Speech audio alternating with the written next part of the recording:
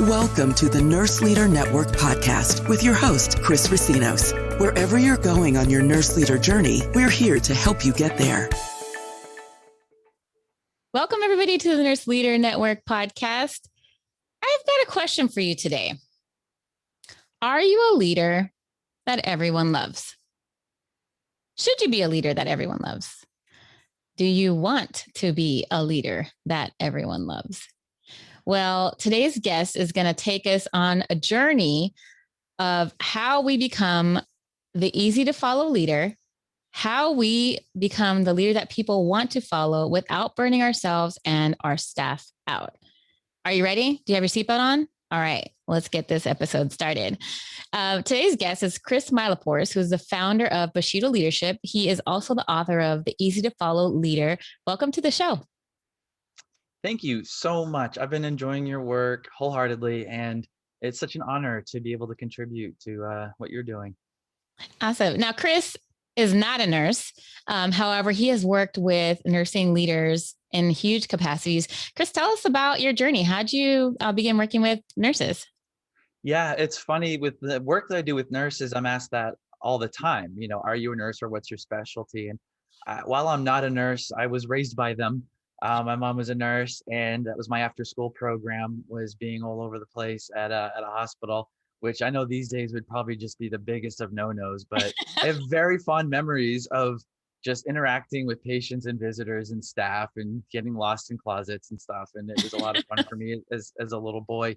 But I had started my journey actually just being around it. I originally wanted to get into vet school.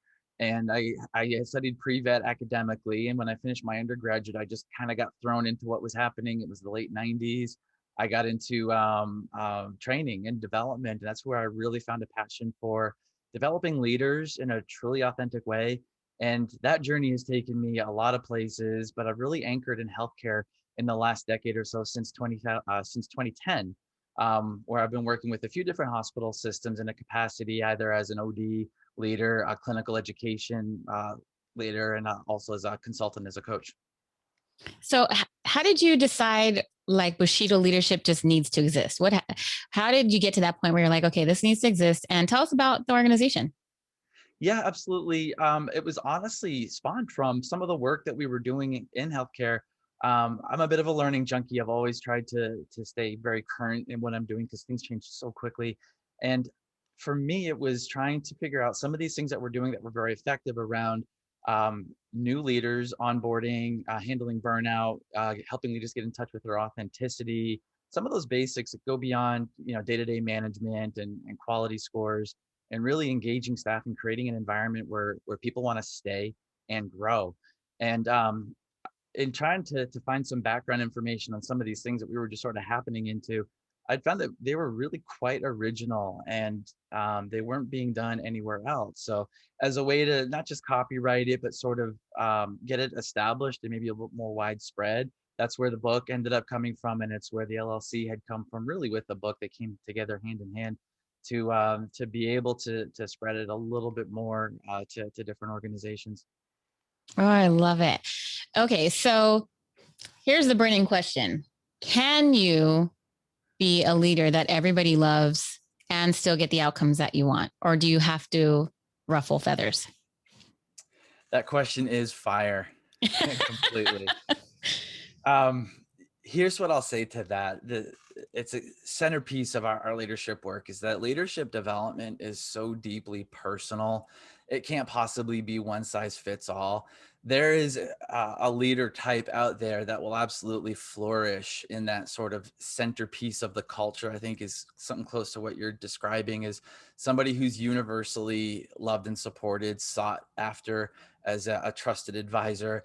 But that's not for everybody. And it's also situational. As some of us know, those of you that may be on a magnet journey know that situational leadership is a big piece of that. And so does a leader need to be well-liked? Well, if they do, it's their personality. To function as a leader, maybe not. I mean, this notion is so deeply personal. I don't know that I have a good answer to that. If we come up with one though today in this conversation, it could be double fire. Right? Got to copyright it. It'd be double fire. Okay. So let's talk about, what I see or what I have seen in the past, in terms of new leaders, just, getting into a leadership position is, frequently, as they're learning their role, they're learning these skills, they're learning what their leadership style is, they're learning how to get outcomes, how to motivate people, especially if they don't have like formal education or deep mentoring and onboarding, orientation around that, is that, they tend to ruffle a little bit of feathers, which is sometimes is good and sometimes not so good. But what I find is that those leaders that kind of lead from top down, and that's their method, that's just the method that they have, consistently, sometimes fail to instill that trust with their team. And then they'll get the outcomes that they want, right? Because of fear versus because people are actually trusting them and wanting to do the work. And then they take that on with them to each new position around the need to instill this fear, right? I'm going to write you up if you don't do this, or you have to do this because we said so, or we can't have staffing because of whatever. These types of comments. How does a leader who's new to the role begin to not be that leader? How do we begin to not form habits where it's one of fear, burnout, and one more of really curiosity? Yeah. So this was one of the pieces of original work that really kind of blew up in a good way for us. It was realizing that all human beings are motivated by only two things. And when I ask groups if they can name one of them, people think of like, money, recognition, and those things may motivate us in some way. But what it distills to is the only two things that truly motivate human beings to act in any way are fear and desire.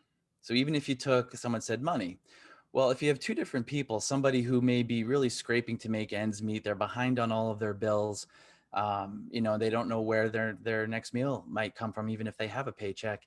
Well, they may be money motivated, but that person's motivations and their psyche is far different than somebody who's affluent and wants money for a new toy of some kind. And so, yeah, they're both, quote, money motivated, but to not understand how different those people are is we're really missing something. And so this idea of fear versus desire, in neuroscience, they refer to it also as threat and reward. We don't realize this, but our brains are constantly scanning our environment for threat and reward. And this is, this harkens back to, you could say, our cave person days. It may be evolutionary, that you're constantly searching for threat and reward for survival, but also, for your next meal. And if you doubt this, if you're driving down the street sometime, you always notice that idiot on the corner, like, flipping the arrow in circles, or doing a dance, about some accounting firm on that corner. You see that. And, used car lots, they have these streamers and flags. It's not because it makes the cars any faster. It's because, marketers know that we're drawn to movement, we're drawn to attention, and our attention goes there. And there's good reasons for that. It's because our brain's constantly scanning our environment. So what we also know, and this is recently, just in the last decade or so, neuroscience, not my research, but there's good research that's discovered that we actually respond the same way to social fear and social threat as we do physical threat. So the same sort of sensations that you have if you're walking alone at night and suddenly you hear footsteps behind you, you'll have a whole cascade of emotions and hormones that will course through your veins. Well, you also have a very similar neurological reaction to being left out of a meeting, or being treated unfairly at work, or being interrupted. And so I wanted to sort of throw that out there as just foundational for this fear versus desire. So leaders, whether they pay attention to it or not, are constantly creating an either or. In that sense, is they're creating an environment of fear or desire, as you put it. Fear versus like curiosity, I think, is a much better way to describe that. So a lot of organizations, they sort of live under this umbrella of threat, where everything that they do, there seems to be an or else, like, you had better do this because blankety blank. And some of that is very natural because, let's face it, healthcare can be a very consequential environment. It can be life or death. There's a lot of consequences to making mistakes. So part of that is already built in and it's natural. But unfortunately, new leaders, just from growing up in that environment, they tend to make it so much worse by being by creating consequences, and you'd better do this, or because I said so. And as you said, that sort of top down is one of the big drivers for the burnout that we see in healthcare. And but I believe, the nursing shortage is much less. We've got plenty of schools and plenty of recruits coming out each year. Our big problem is honestly keeping people, and creating that environment where people actually love what they do, and they can sustain that for several years, and they want to stay and grow in that environment because of what's happening around them. What are some of the things that you see in the work that you're doing that leaders can do to help retain their people, right? We are always concerned about staffing. I know for myself, anytime we had somebody give a resignation, at several organizations I worked for, they had to actually leave their post before I could even post another job. Meaning I knew for a fact for 3 months, I'm not going to have somebody there. Right. And this is massive scale thinking, some of these organizations, there was, over thousands of nurses. So if we're having this turnover and this constant turnover, we want to keep our people, we want them to be happy. What are some differences that you see in how these new leaders can begin to decrease the burnout and retain their staff? Yeah, we look at that function as very outward facing. So administration usually puts heavy pressure on a leader to say, here's an outcome, go get it. And the outcome is driven by these nurses are leaving, or they're unhappy, or there's engagement scores that are low, or error rates, or whatever it may be.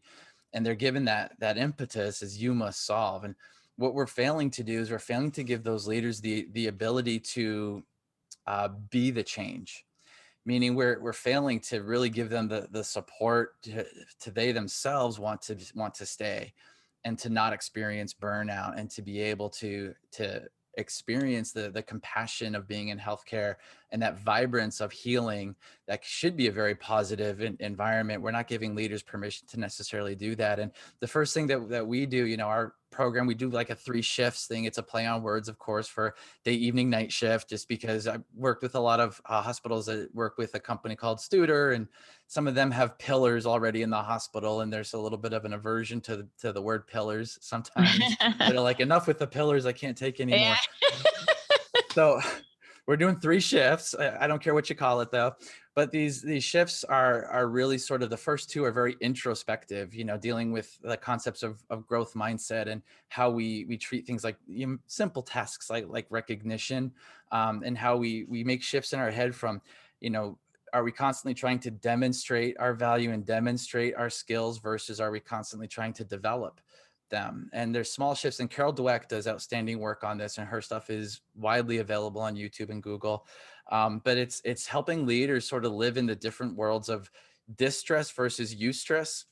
And those are the 2 different stresses that exist. And distress obviously is the negative stress that we have from the daily trauma of the kind of work that we're around every day, and the stress and difficulties from it.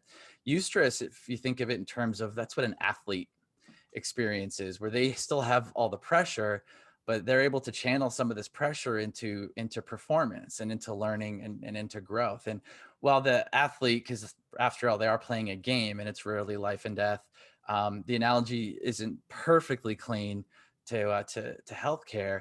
It's still a very basic psychological split that people can take in how they handle these difficult situations. And I would say this sort of inside first, leadership being an inside job, that's really the major step that I take with leaders, that pays dividends, that once they become a little bit more comfortable with the self-healing and self-care, and they've got a good rhythm of their own work, they lead by example at that point, and people can see, and you smell it on your leader practically. Like, you can just see that they're less burnt out and less stressed, and they're handling their situation better. And that does more to attract people and keep people than, nighttime ice cream rounds or the coffee cart. Yeah.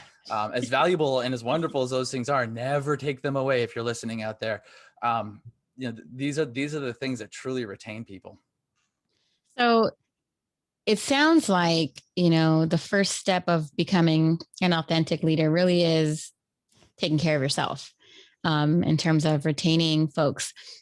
What would you, in terms of that introspective work, doing self-care, what else does it look like? What else would you include in some of what we need to look at inside prior to us being able to lead well outside?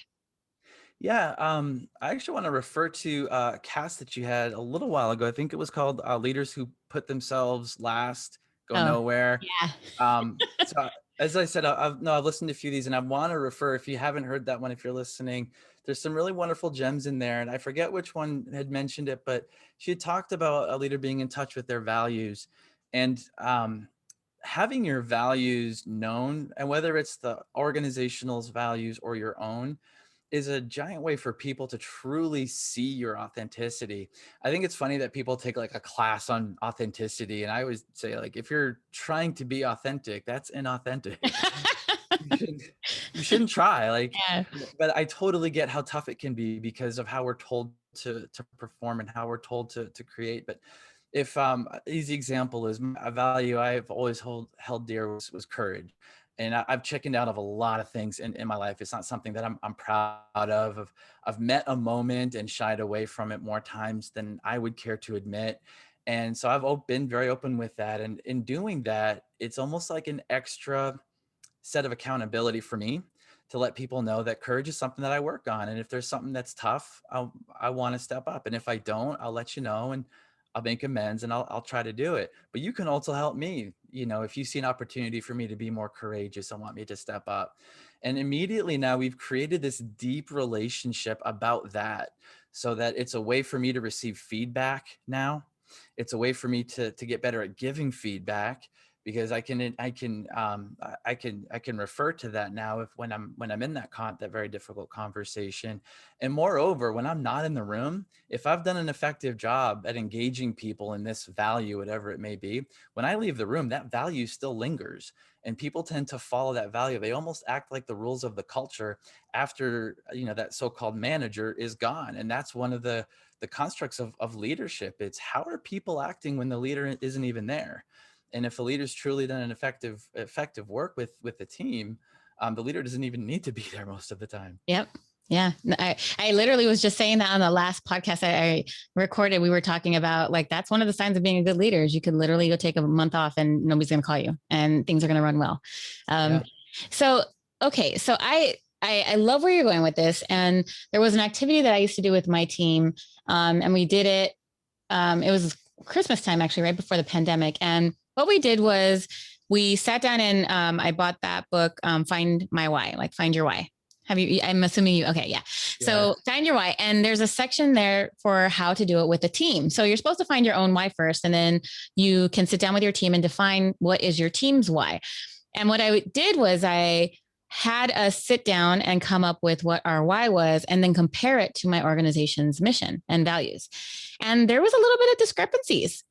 There was a lot of similarities, tons of similarities, but from my team's perspective, there was differences, and those needed to be addressed because they were the elephant in the room that had we not addressed them, we wouldn't have been able to achieve mission and vision. Now, that being said, what we didn't do, and now what I'm kind of hearing in you, is really discuss values and opening that up. So what might that look like if you're a leader and either you're going to do an offsite or you have this new team? How would you begin to explore like what everybody's values are, and then begin to start aligning them? And, you shared how you would share your personal, but how as a team do you come up with agreed upon values?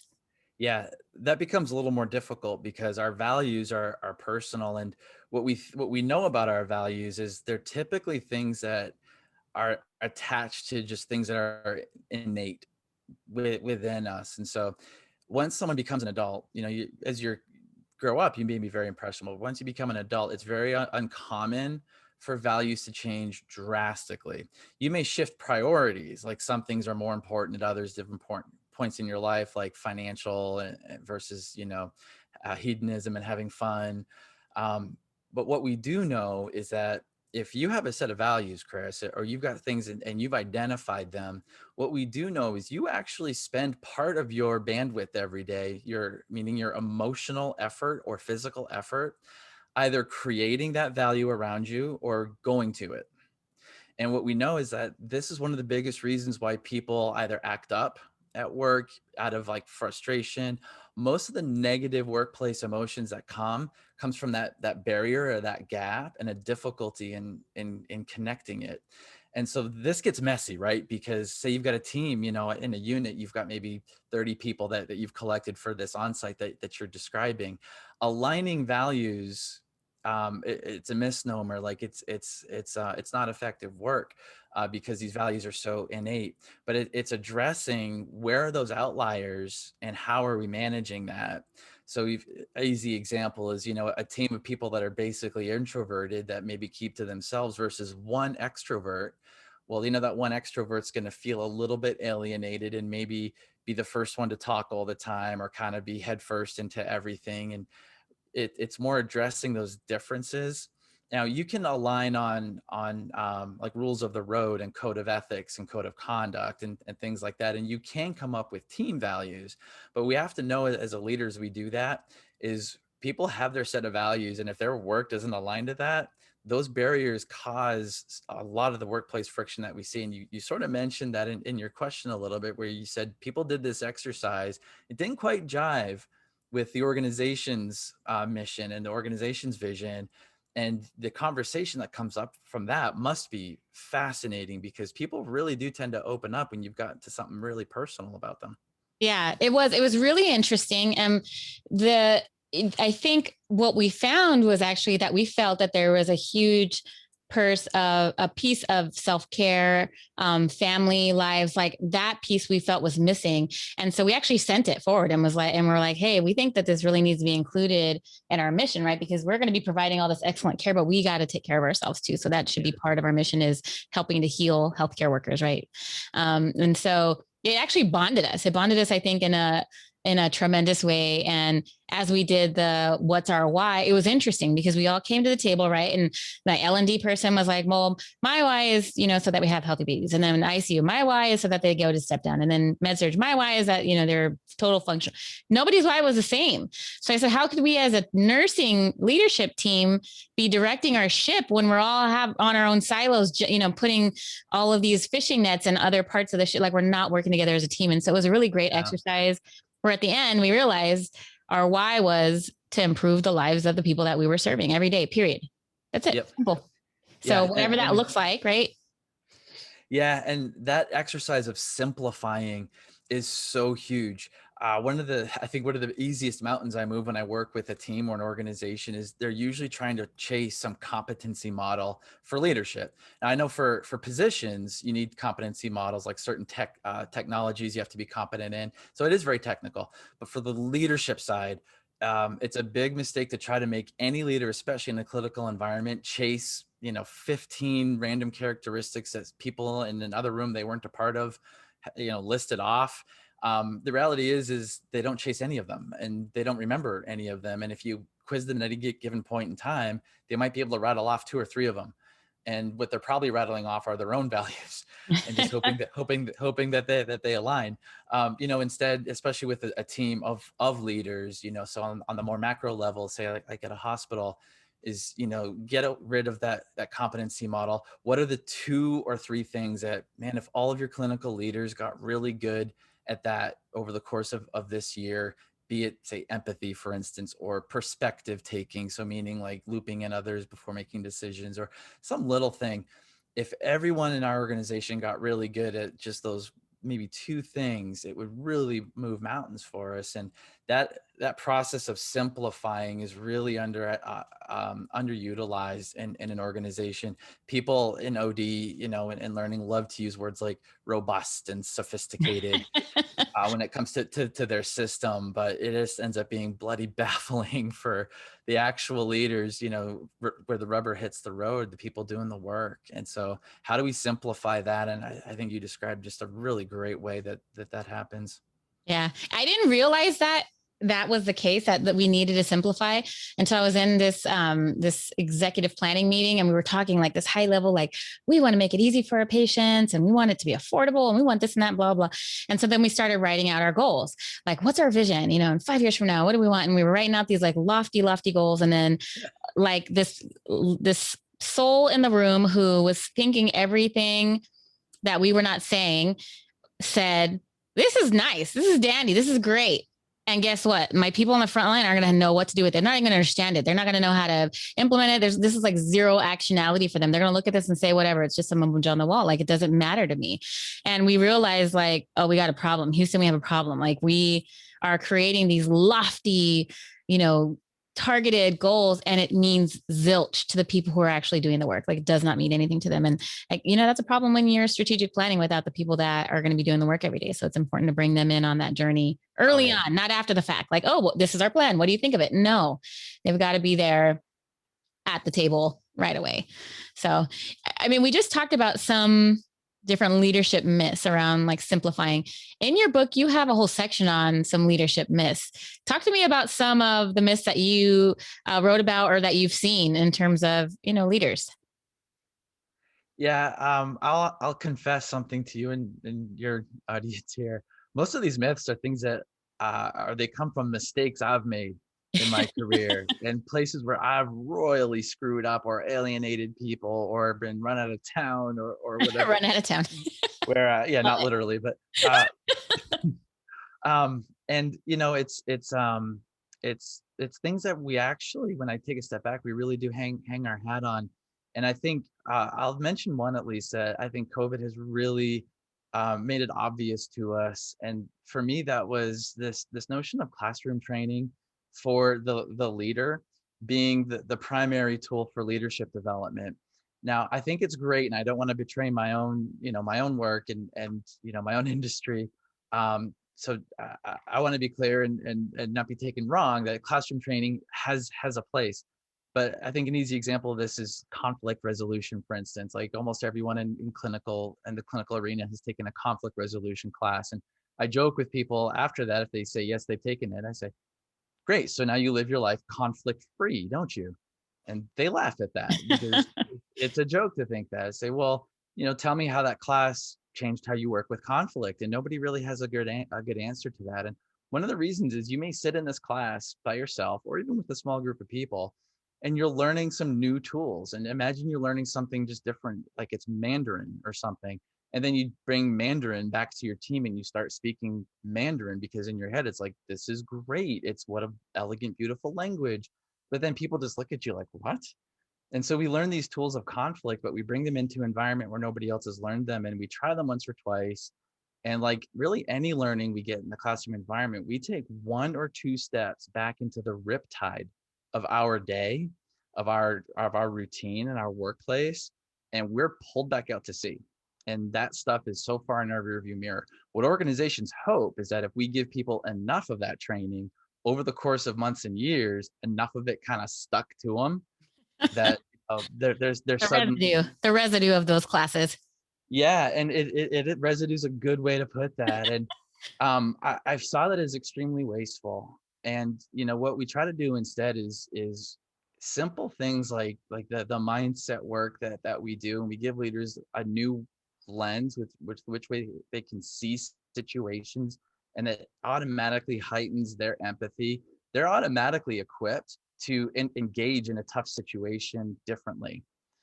And it's a bit counterintuitive because especially in the clinical world, like we really view education as just like a blunt force instrument that here's an instructor, here's information, cram it in, and it's your responsibility to have it all now.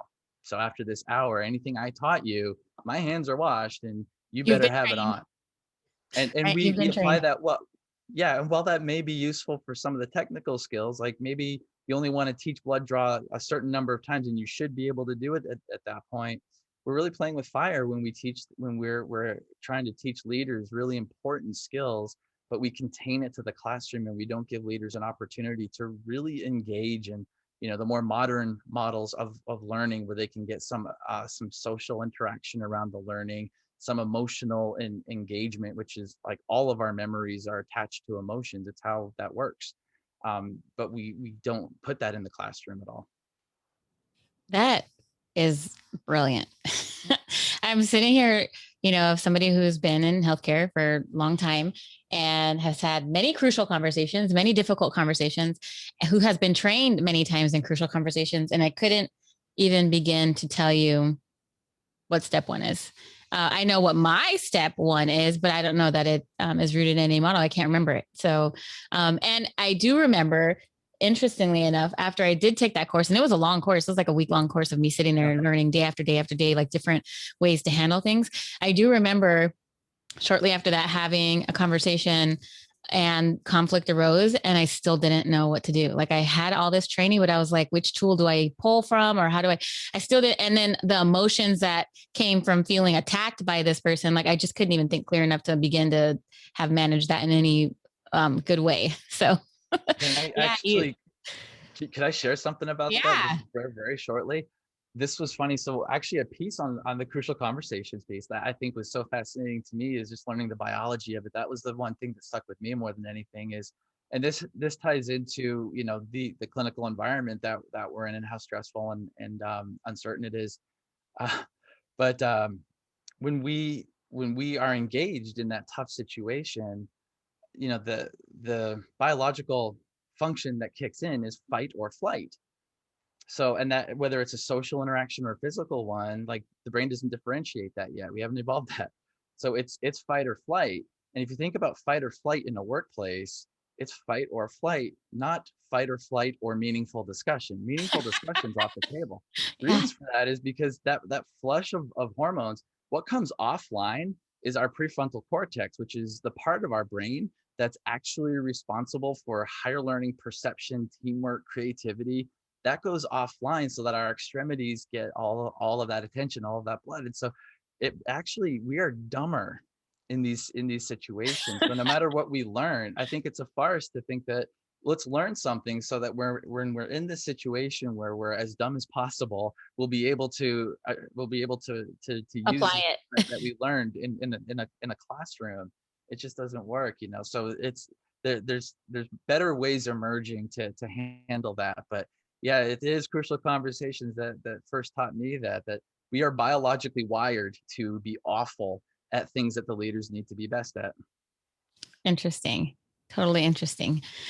All right. Well, I mean, I feel like I could talk to you forever and ever and ever about this topic. We've touched on a lot of great subjects. Like I said, your book is just a wealth of information around how to become that easy leader, how to identify your values, how to really live your values, right? We all say that we have these values. I used to say that my values were my family and whatnot, and I was not living them. Working 60, 80 hours a week was not living my values. So we say we have our values, but it's a whole nother story to actually live those values in.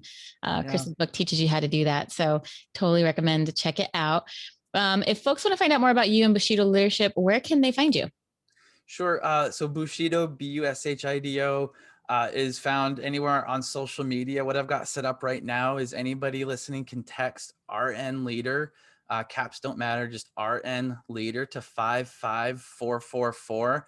And that'll just give you a prompt. You can sign up for our mailing list. The mailing list is it's most of the resources that we have.